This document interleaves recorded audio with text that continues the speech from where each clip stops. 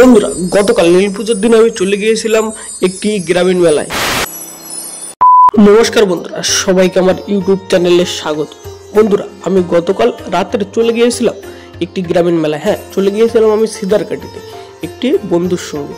তো চলুন দেখা যাক সেখানে গিয়ে কি হচ্ছে। তো প্রথমেই দেখতে পেলেন পাশে অভ্যর্থনা শিবির আছে। এবার ধীরে ধীরে মেলার মধ্যে কিন্তু প্রবেশ করব।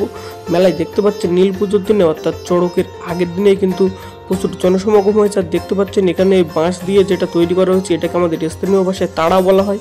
এখান থেকে কিন্তু সন্ন্যাসীরা ঝাঁপ দেয় বা সন্ন্যাস পড়ে, যেটা আমাদের স্থানীয় ভাষায় বলা হয়। এবং সেই সাথে আপনাদেরকে দেখাবো মেলাটি পুরোটা ঘুরিয়ে। দেখতেই পাচ্ছেন যে যোগেশগঞ্জের কাছাকাছি, যোগেশগঞ্জ থেকে কিছুটা এগিয়ে কিন্তু এই মেলার যে প্রধান মন্দির সেটি কিন্তু এখানে দেখতেই পাচ্ছেন।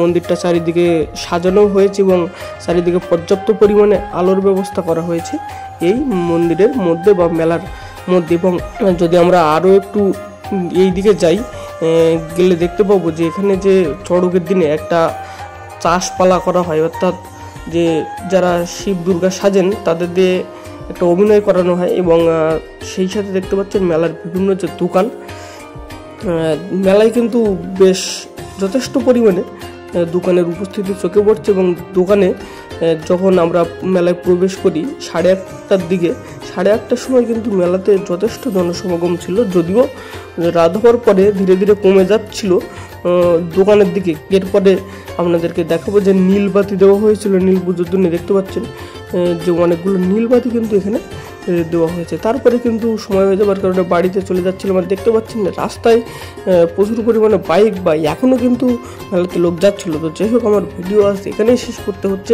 দেখা হচ্ছে চড়কের ভিডিও নিয়ে আগামী 1 বৈশাখের দিনে। তো আমার ভিডিওটি ভালো লাগলে অবশ্যই লাইক, কমেন্ট, শেয়ার করবেন এবং আমার চ্যানেলটি সাবস্ক্রাইব করতে ভুলবেন না।